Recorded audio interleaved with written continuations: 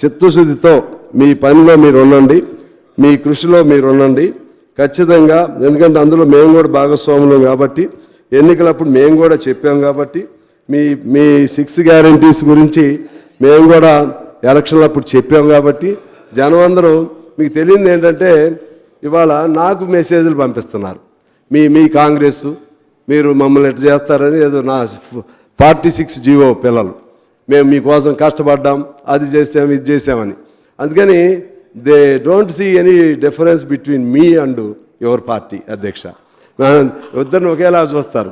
వీళ్ళకి నా మీద కోపం వస్తుంది, వీళ్ళు ఇటు కోపం వస్తుంది.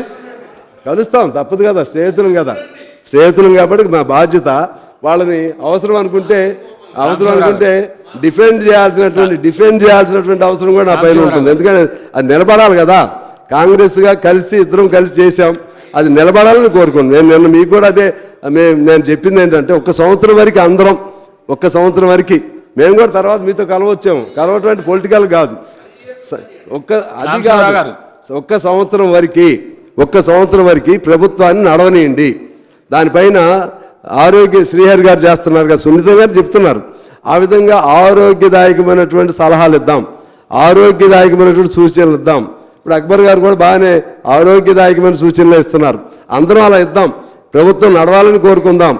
అప్పుడు కూడా సంవత్సరంలో ఫెయిల్ అయ్యి నెక్స్ట్ బడ్జెట్కి ఈ చెప్పిన దానిలో బాగా అంతరం వచ్చి ఇప్పుడు 5 నుంచి 6% గ్యాప్ అని చెప్పారు వారు.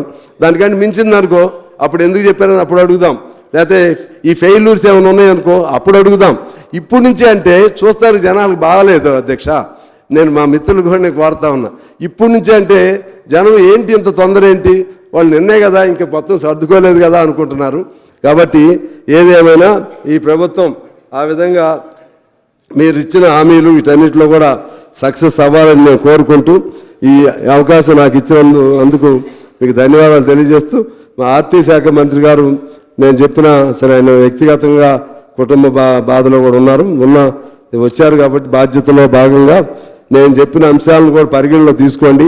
నేను క్రింది స్థాయి ఉన్నటువంటి అంటే అందరికీ క్రింది స్థాయి ప్రజలు అందరి సంక్షేమం రాష్ట్రం అంతా ఉంటుంది కాబట్టి మా యాంగిల్ ఒకటి ఉంటుంది. మేము ఈ పద్ధతుల్లో అయితే న్యాయం జరిగిద్దని మేము ఆలోచన చేస్తాం. మా యాంగిల్ కూడా మీరు పరిగణలో తీసుకుని ఎలా అందరికీ ఈ ఫలితాలు అందాలనే ఆలోచనతో మీరు మంచి ఆలోచన చేయాల్సిన అవసరం ఉందని నేను కోరుతూ మీకు నేను ధన్యవాదాలు తెలియజేస్తూ సెలవు తీసుకున్నాను అధ్యక్ష. డిప్యూటీ చీఫ్ మినిస్టర్ గారు.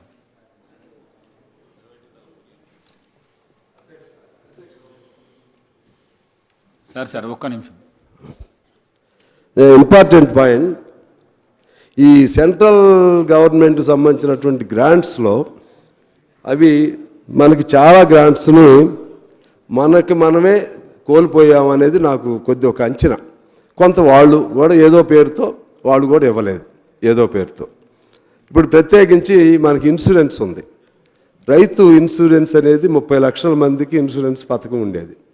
ఇవాళ మనం ఇక్కడ నుంచి మ్యాచింగ్ అట్లా మన గవర్నమెంట్ నుంచి మ్యాచింగ్గా మనం ఇవ్వాల్సినటువంటి షేర్ మనం ఇవ్వకపోవటం వలన కేంద్రం నుంచి రావాల్సినటువంటి షేర్ ఆగిపోయింది. ఇలా సెంట్రల్ గవర్నమెంట్కు మనకు ఉన్న మ్యాచింగ్ గ్రాంట్స్ ఏమేమి ఉన్నాయో దాని మీద మీరు అధ్యయనం చేసి